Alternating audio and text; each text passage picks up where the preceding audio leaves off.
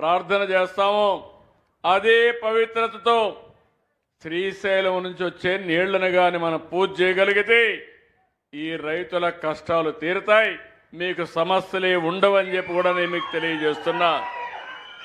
మన పూర్వీకులు మనకిచ్చింది సనాతన దేవాలయాలు, ఇప్పుడు మనం కట్టుకునేది ఆధునిక దేవాలయాలు. ఈ విషయం మీరు గుర్తుపెట్టుకోవాలి.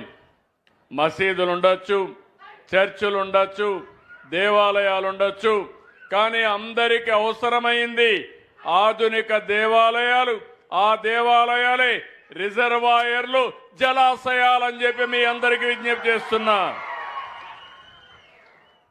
మీరు ఒక్కసారి గతాన్ని కూడా గుర్తుపెట్టుకోవాలి. రాయలసీమలో అందరూ ఒకే మాట అన్నారు, రాయలసీమ ఎవ్వరూ కాపాడలేరు, ఇది రాళ్ల సీమగా మారిపోతుందని అందరం కూడా ఆశొదులుకున్నాం.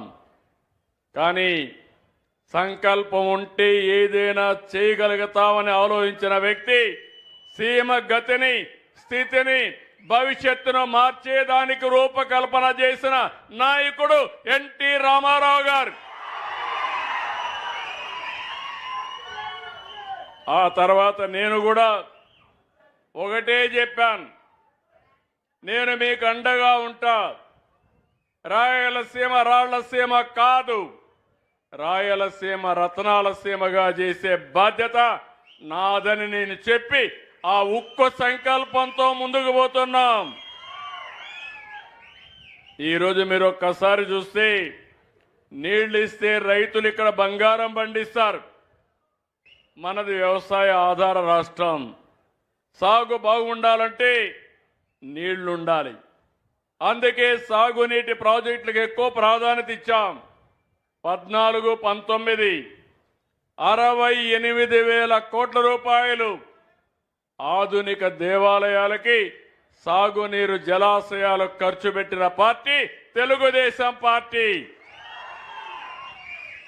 ఒక్క రాయలసీమలో 12,500 కోట్ల రూపాయలు ఖర్చు పెట్టాం.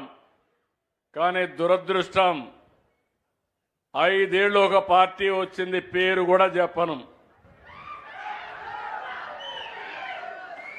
ఆ పార్టీ వచ్చి నారాయలసీమని 2,000 కోట్లు ఖర్చు పెట్టారు. ఈ 2,000 కోట్ల రూపాయలు జీతాలకు కూడా ఇచ్చే పరిస్థితి లేదు.